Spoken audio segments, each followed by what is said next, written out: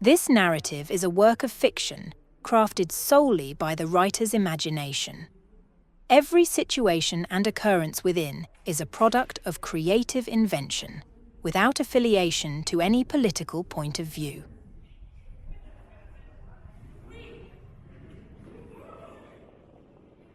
The Stalker, an audio drama powered by Blind Flesh.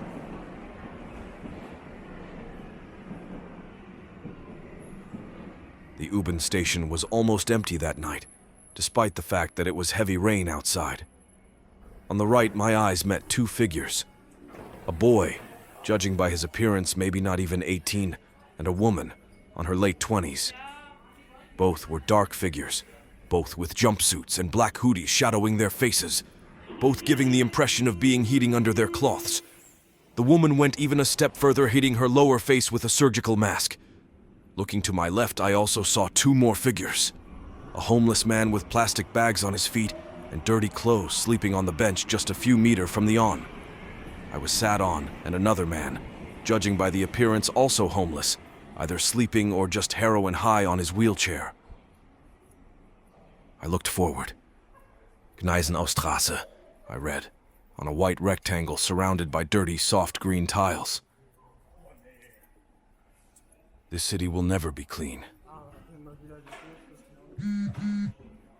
Is she already there? I read. Don't fall in love, she is mine, I replied. Yeah, right. He wrote back. Was she not?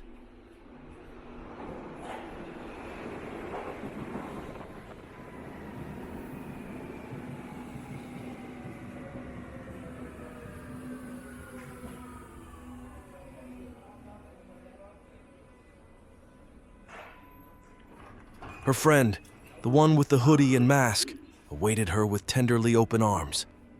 Her eyes traced delicate lines upon the canvas of her face, gently crinkling the skin, unveiling a warm smile beneath the mask she wore. She was wearing a shiny trench coat and leather boots. Her black wavy hair revealed what her night was all about, and she still looked euphoric. She was loud, speaking English with British accent. She definitely seemed under the influence of something. A strong something. Lizzie, I'm so glad you came. I could never make it home like this. Yeah, you look f***ed up. She hugged her friend and kissed her cheek. Friendship looked solid. As they went away, climbing the station staircase far away for what my ears could listen, their conversation faded. Slowly, my head turned, completely exposing my eyes on the right side. I looked only to witness the two women sliding up in my vision field, disappearing into the night, through a portal made of heavy rain. I grabbed my backpack and slowly walked to follow them. Both girls were hot. That motivated me.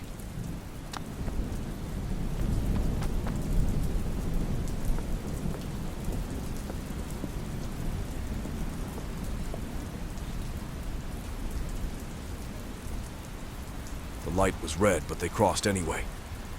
There were a few cars, but none of them really present. The avenue was large and some business were still open. And like every night, there were several people around, but just like the cars, none of them were present. Nobody was watching me. Everybody was watching themselves. I stopped nearby the street, waiting and watching them getting smaller or further away, while I blend myself with the rest of the megalomaniac street shades. Perfect. Green light. As I walked towards a large entrance of a building for rain shelter, I leaned the weight against an old wall adorned with layers of torn posters and black tags and watched them at least a few meters away. Out of my backpack, I took out a drone. Silent, stealthy, with no lights, dark, and for tonight task, invisible. With the drone on one hand and my smartphone on the other one, I started the subtle engine. It flew from my hand like a night bird.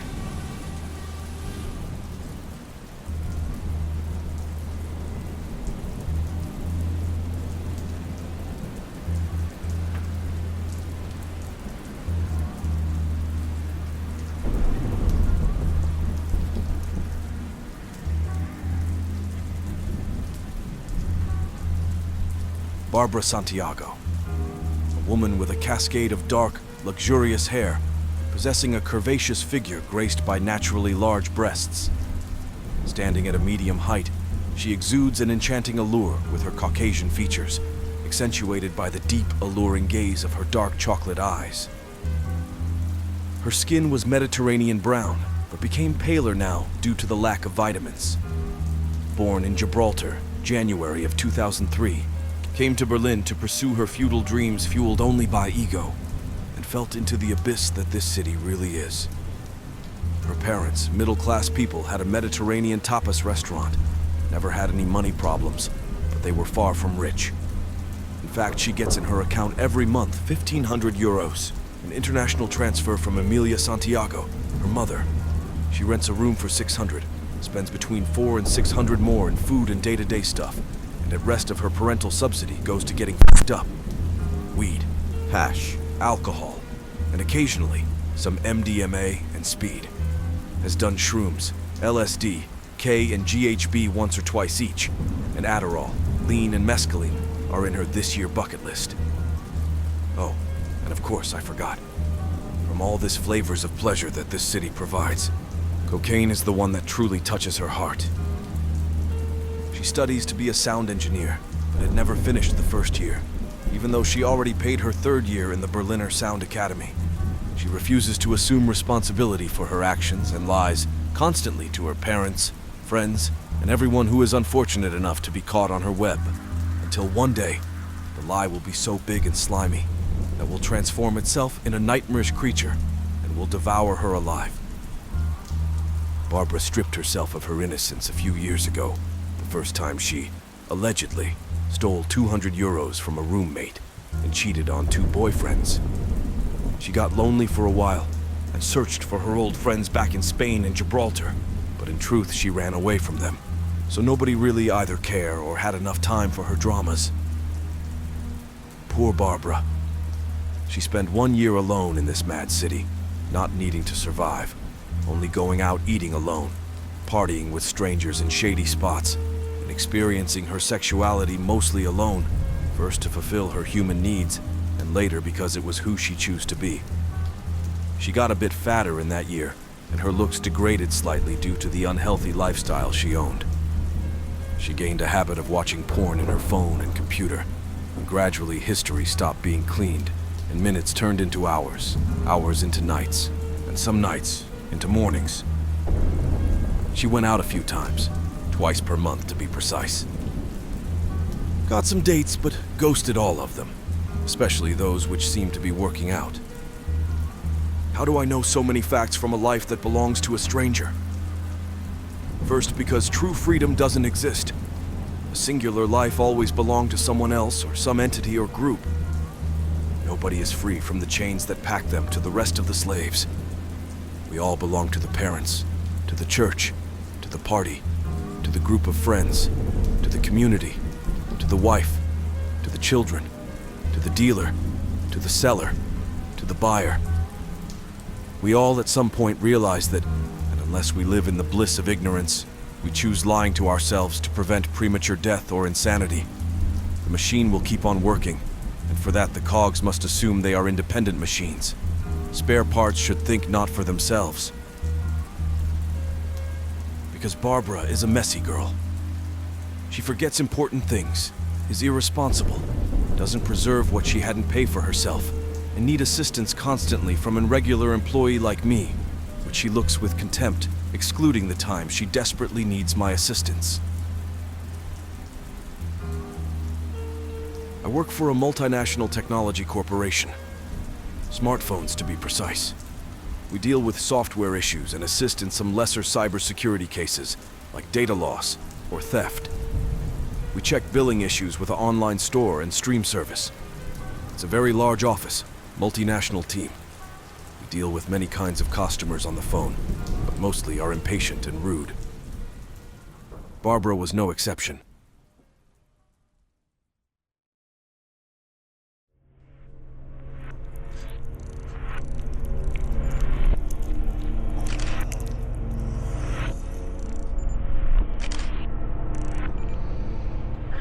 Mi vida últimamente ha sido una completa locura.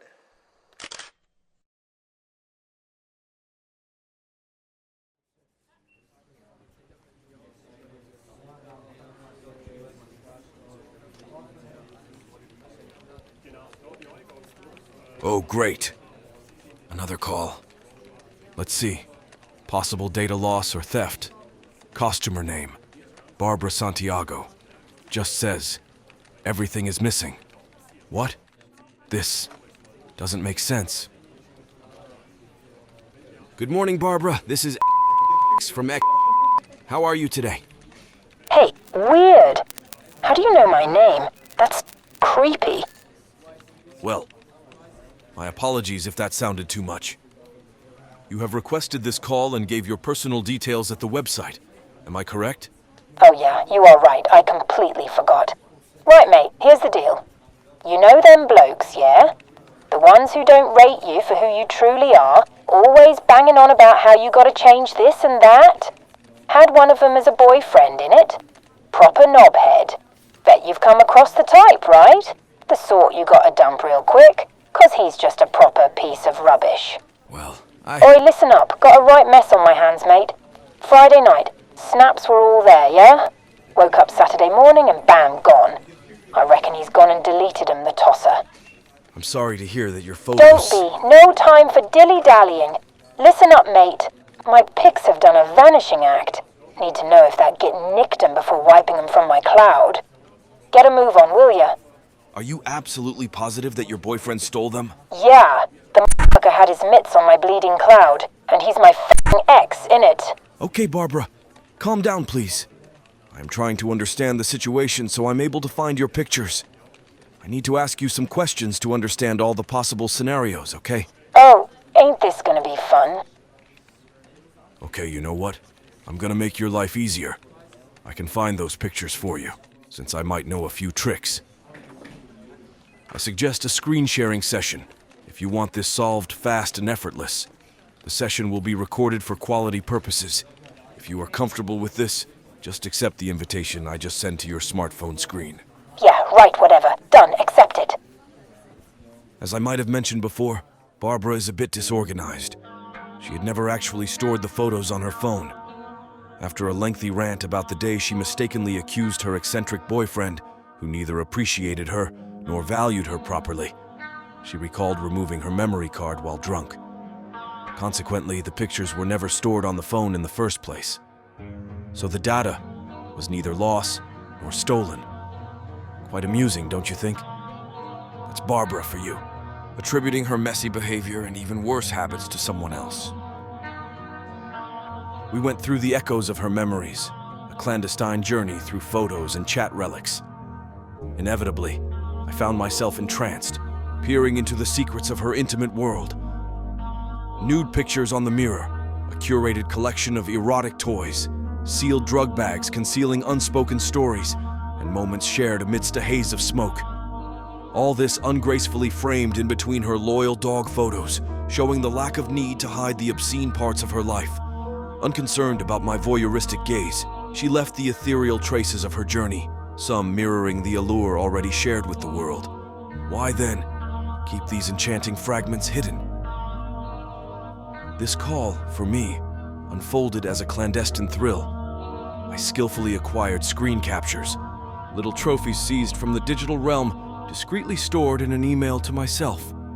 The pleasure derived from glimpsing at her curves eloped with bed sheets reflected on her wardrobe's mirror, nearly eclipsed the memory of her persistent rudeness throughout the entirety of our conversation.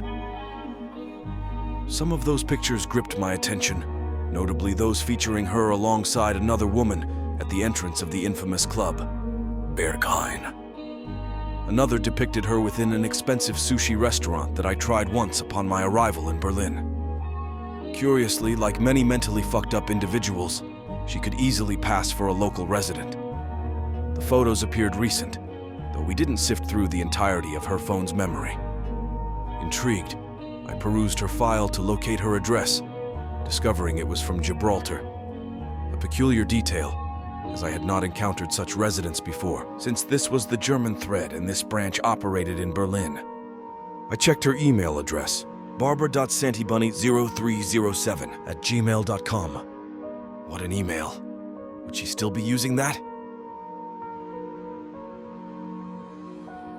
Can you believe that absolute wanker? He was shagging some other bloody tart on the sly. The tosser was incessantly recording, and then they were at it on my f***ing bed.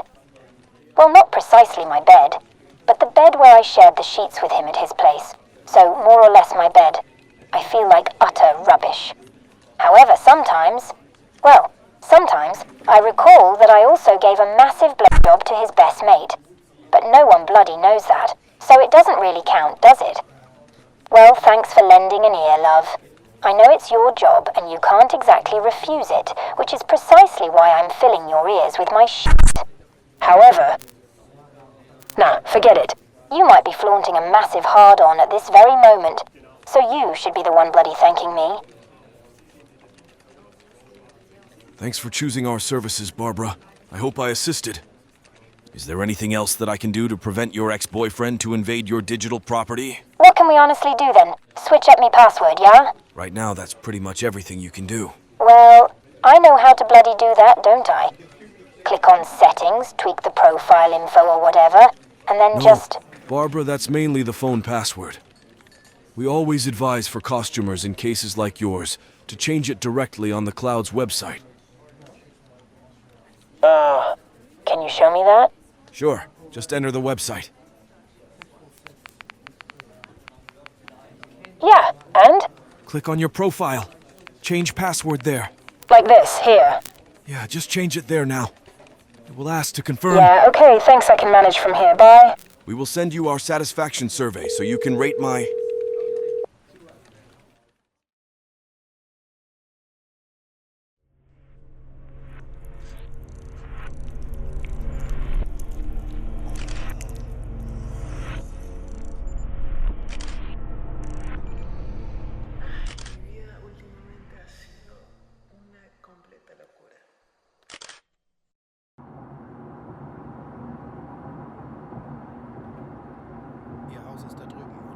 Ja, genau. Die nächste am rechten.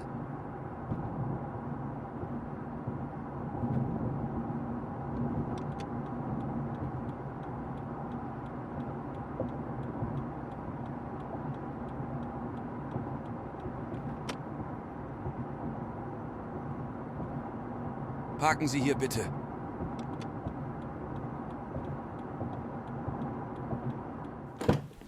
Danke, gute Nacht. Tschüss.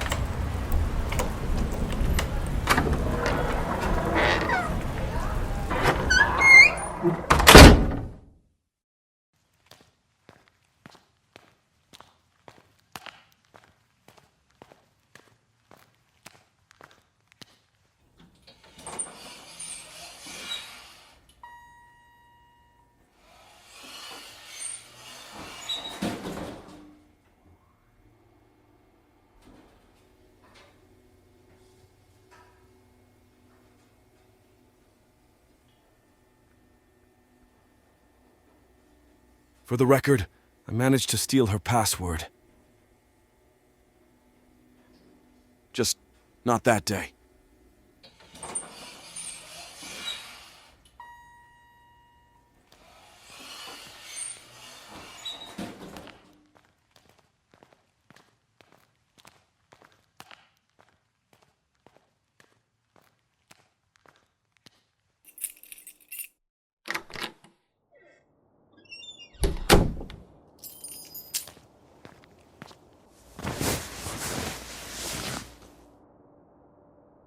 It's showtime.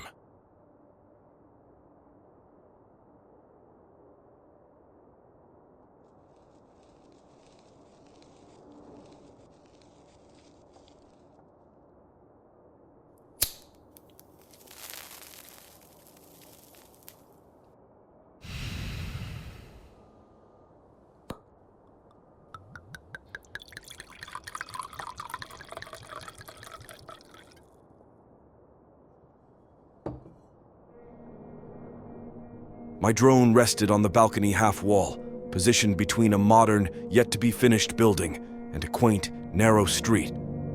By situating it there, I gained a strategic field of vision over Barbara's and benefited from camouflage, as the still unfinished Soviet-styled building directly behind me was already adorned with graffiti.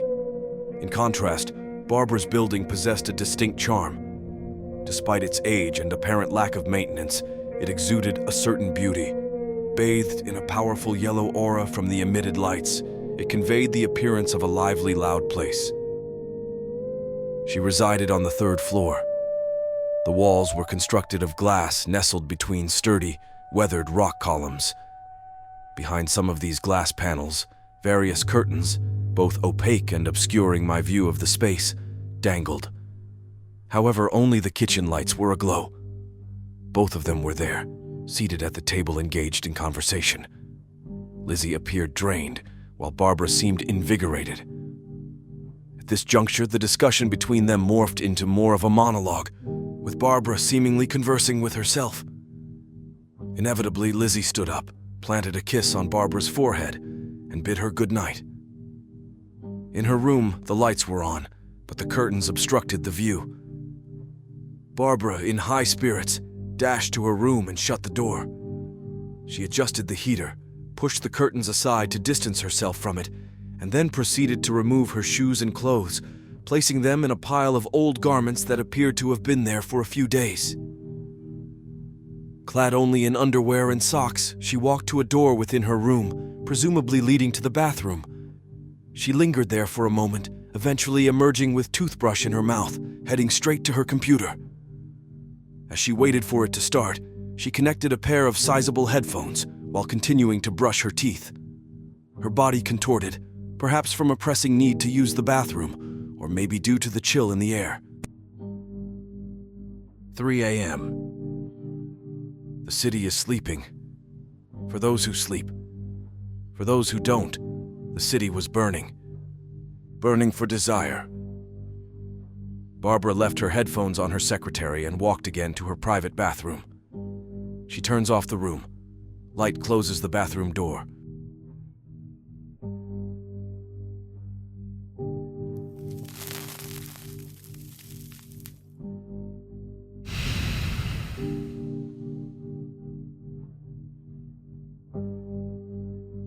After something like 15 minutes, she walked right back in.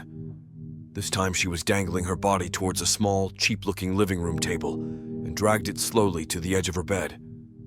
In an attempt to reach the drawer of her bedside table, she gracefully positioned herself on all fours, inadvertently unveiling her intimate space to the lens of my drone's camera. She had a caramel-toned, hairless skin, and her robust legs wear a luscious lure of longing lust. In the soft glow of the computer lights, her contorted feet unveiled the delicate wrinkles on her soles, adorned with a warm, golden hue that surpassed the beauty of the rest of her body. The density of her luscious, black, curly hair distinguished itself in the darkness, a seductive contrast that added to the allure of every form illuminated in the room. In stillness, she gently sought a petite black bag, and that fleeting moment unfurled like a mesmerizing scene from a slow-motion masterpiece in my perception. Effortlessly, she tossed the bag onto the table and rose from the bed, one leg extending outward, the foot arched to bestow an extra height, while the other foot seamlessly aligned with the rest of her body, standing erect. Her hand glided over the top horizontal wardrobe door, revealing another black bag nestled inside, this time a larger one. With a single fluid movement, she lifted it from the overhead wardrobe storage to the summit of her plush, feathered blanket. The bag, possessing an air of mystery, seemed to carry a weighty enchantment. With a graceful sway, she rose once more, her naked body, gliding towards the laptop. The living room table, freshly dragged, awaited the placement of her essentials. Seated on the edge, facing the laptop screen, she indulged in a symphony of clicks and scrolls, eventually adorning herself with oversized headphones that promised to immerse her in a world of sensations. Turning her attention to the bag, an air of anticipation lingered in the room. The unveiling commenced as she delicately opened its contents. From inside it, she took her cherished erotic toys, nestled alongside a glistening bottle of lubricant. Arranging each item with deliberate care on a tray perched atop her modest table, she embarked on the next act. The small bag, a repository of intriguing possibilities, beckoned her attention. With an artful touch, she unfurled its secrets, each belonging revealing it to be drugs. She gracefully reclined on the bed. Tilting her head, she twirls, then twists, tenderly taming her hash, leaving everything meticulously prepared. After retrieving her ashtray and lighter from the desk drawer, she adorned the bed with several generously sized towels, draping them over the blanket, each movement harmonized with a seductive dance. Playfully swinging her feet, twirling her body, and elegantly waving her arms, she crafted a regal throne of plush cushions. Finally, she ignited the lava lamp on her bedside table, casting an alluring purple glow over the scene. With finesse, she carefully slides her credit card, building 2 lines of white powder, while her other hand was searching inside the bag, delicately retrieving what appeared to be a purposeful steel straw from the depths of her drug purse, crafted, I believed, for the indulgence of cocaine. As her nose embraced the initial line, her body gracefully descended, resurfacing in a state of glorious ecstasy. Her chest expanded, arms outstretched, and pelvis provocatively leaning forward. A living sculpture, she embodied an arch, gracefully curving her back, while her hands sensuously twirled her dark, curly hair, creating an orgasmic self-embrace that lingered in time. As the crescendo of this euphoric interlude reached its pinnacle, she seized her hair from the nape of her neck with a powerful grasp, pulling with a force that seemed to mirror the intensity of the moment. Simultaneously, her left hand found its place, sensually squeezing her voluptuous breast. After a lingering moment, she unveiled her eyes once more, ignited a large joint, and reclined against her pillows. In this tranquil repose, her middle finger found its own way and softly started twisting circles, making her aura radiating an exquisite blend of burning fervor and loneliness. She slowly opens her legs, exposing her femininity, spreading her juice around her labia. She looks soaked on her own fluids. As time passes and the joint is becoming smaller, she seems to speed her hand, eventually sliding down both of her middle fingers inside her. Her body slowly seems to contract, her toes clenched, the legs shook, and breathing became unstable. In a large moan, her body softened and stopped. She opened her eyes widely, and in a shock with reality, she stood there, eyes bugged, looking towards her silicone toy. Without getting up, she reaches her arm to her toys bag and then peruses between objects. From inside it, she pulls a rolled stripe, which she unrolls and meticulously tights around her left foot, and then her right foot, carefully constructing a comfortable pair of shibari sandals made of soft, dark green velvet. She retreated to her place with brisk steps, each one a decisive beat in the rhythm of her movement. A few more draws from her joint, and she surrendered herself to the mattress. Cushions cradled her head, while a hint of velvet added a softness to her surroundings. Her hips arched upward, offering a tantalizing view to my lens. Hair cascaded, veiling the shadows behind her, as her hand clutched her toy with a primal grip. She drizzled lube like ketchup on a hot dog, liberally coating her toy with slick anticipation. With tender care, the tip of her plastic dick danced on the edge of her entrance, teasingly coaxing her depths to open and swallow it. Her face of pleasure was divine. As she steadily pumps her toy within, my gaze momentarily wanders. Memories flood in, like ink spreading across parchment. Carla emerges from the recesses of my mind, her essence vivid and tangible. Her skin, a canvas of soft brown hues, adorned with the graceful etchings of time's passage. Dark waves of hair cascading like shadows against the Lisbon sky. Brazilian by birth, neighbor by chance, her presence etched into the fabric of my days. A ritual unfolded.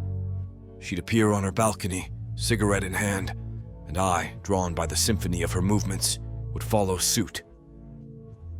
"Olá, vizinha!" To her, I would speak, but her gaze seldom met mine. There lingered a distaste, a disdain unspoken, veiled beneath the guise of indifference. Something about me, perhaps, stirred a discomfort she could not disguise. In her eyes, I glimpsed the reflection of my own inadequacies, mirrored back with cold indifference. Ainda não comprou o isqueiro, né? I forgot. Nossa, você é impressionante.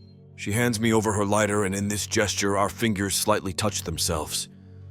I remember I felt shivers when that happened. How was your day, Vicinia? Bom. She ground the half-smoked cigarette into the ashtray, its embers fading among the remnants of countless others. The weight of our failed discourse hung heavy in the air, a silent testament to the chasm between us. There was a palpable aversion, an unspoken truth she couldn't articulate. And I, resigned to her indifference, refused to compel affection where none existed. I am who I am, molded by the hands of fate and circumstance. I cannot be more, nor will I diminish myself to satisfy another's expectations.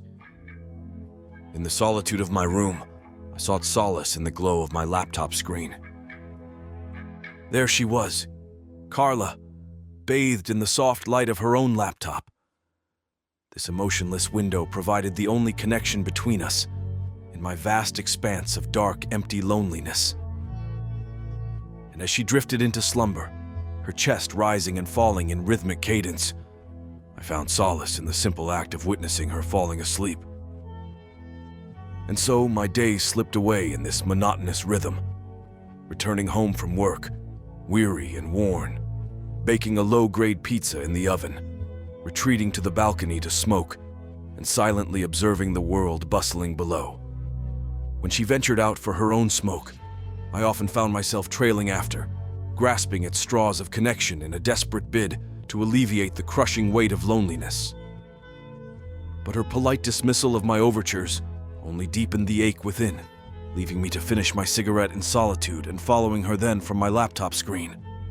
But then, amidst the sweltering summer, I saw her less and less, leaving a void that hung heavy in the dry air. Despite her absence, I knew she still occupied the apartment next to mine, as I heard her from time to time. Days turned into weeks, and my anxiety grew with each passing moment without sight of her. One night after work, seeking the comfort of a cigarette, I stepped out onto my balcony. It was then that I noticed a figure emerging from her window, a man shrouded in the darkness of the night. His sudden appearance filled me with a mix of curiosity and unease, disrupting the quiet rhythm of the evening. Excuse me, can I borrow your lighter? Yeah, here.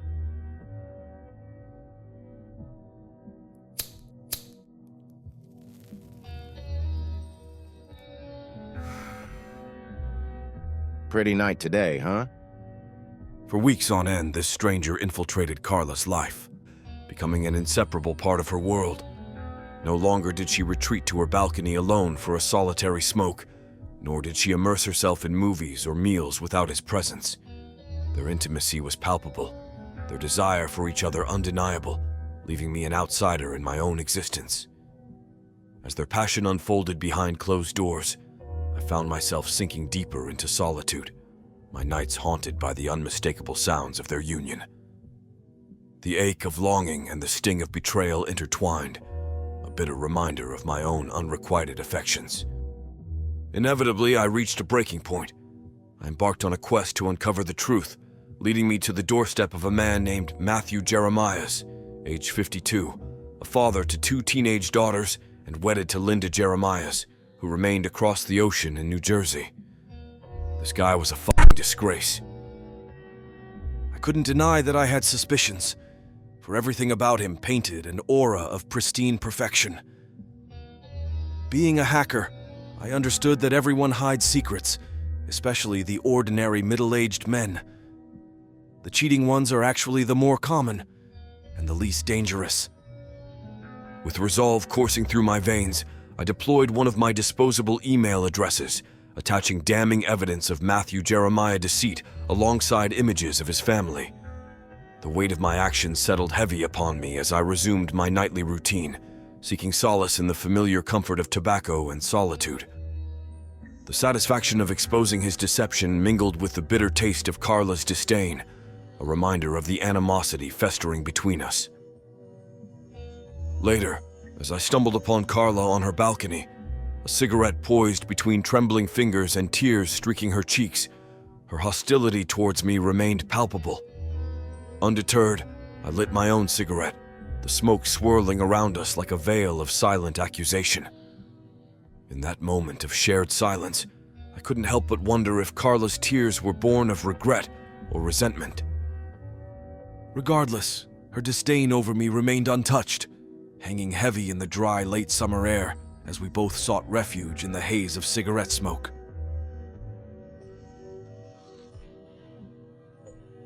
Pretty night today, huh? She didn't answer, and after she had finished her cigarette, she departed through her window without a backward glance. That was the last time I saw her. Carla's departure marked the end of an era, a silent exit that spoke volumes of her indifference towards me. Not once did her gaze linger in my direction, nor did she give me with more than a fleeting glance. The balcony, once a sanctuary of shared solitude, lay abandoned, devoid of the familiar sight of her smoking silhouette. Her departure mirrored the frigid distance that had always existed between us, neither rude nor kind, but a cold indifference that cut deeper than any insult. I couldn't help but wonder what it was about me that repelled her so vehemently.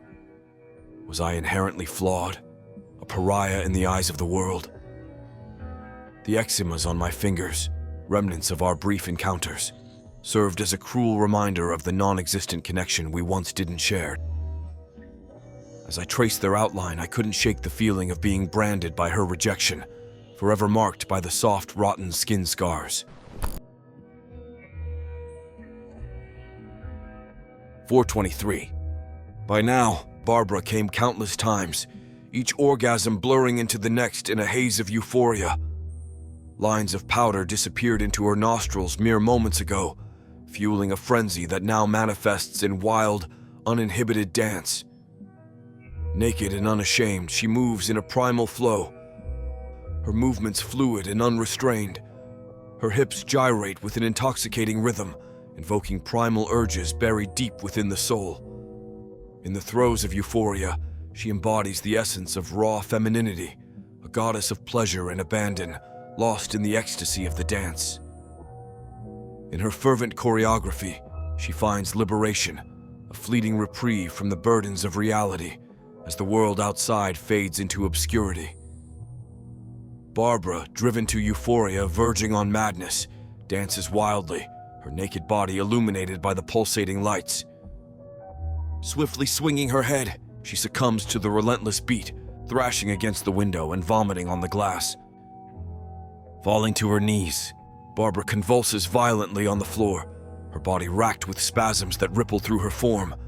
Foam spills from her mouth as her eyes roll back into her skull, and her body consumed by the depths of her frenzied trance. In the dim light, she is a specter of raw vulnerability, lost in the tumultuous currents of her overdose. With some hesitation, I reached for my phone, fingers trembling as I activated the controls of my drone. With a sense of urgency mingled with morbid fascination, I directed the drone towards Barbara's window, adding a life or death situation to the scene unfolding below. There she was, writhing and contorting on the floor, her body a vessel for some unseen force. The drone captured every twist and turn, every convulsion and spasm, transforming the bizarre spectacle into a haunting visual silent symphony.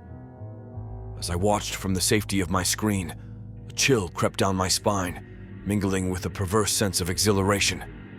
Barbara's torment became a spectacle through the lens, a twisted dance of agony and ecstasy, immortalized by the unblinking eye of the drone. Shit! Frantically, I commanded my drone, my nightbird, to smash over and over against her friend's window, each knock a needy nudge, a pleading plea for a helping hand. Around 20 times it knocked, the sound echoing through the night, until finally Lizzie emerged, her face a mask of perplexed horror as she gazed up to my mechanical intruder. The drone stepped back as Lizzie watched it in silent horror and fear. Her eyes tracked its movements with a mix of disbelief and dread, frozen in place as if unable to tear herself away from the unfolding spectacle. Then, in a sudden and violent twist of fate, the drone careened into the next window, Barbara's window, and shattered upon impact. The camera remained on, capturing the chaos that ensued. Lizzie rushed to the scene, her heart pounding in her chest, only to find her naked friend convulsing on the floor, the telltale signs of an overdose unmistakable. In the flickering light of the camera, Lizzie's scream pierced the night, a primal cry of anguish and despair echoing into the darkness.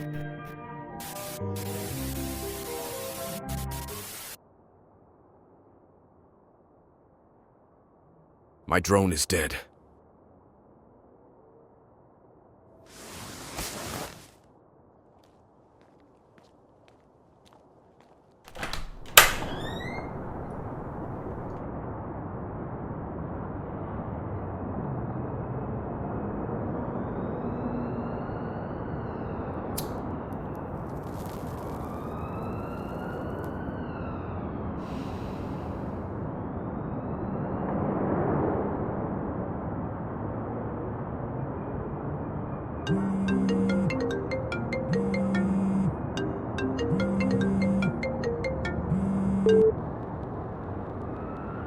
Hello? Ich habe genau das gesehen, was du gesehen hast. Du weißt, was du tun musst, Wann werden wir wieder sprechen? wenn es kein Zurück mehr gibt.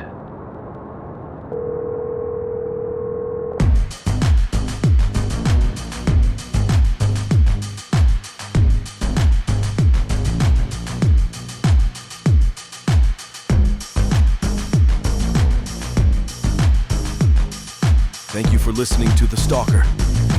Music by Haircuts for Men, Bleak Occasions, Anonymous Antonym. Original story written by me. Remember, your support keeps the good content flowing. An audio drama powered by Blind Flesh.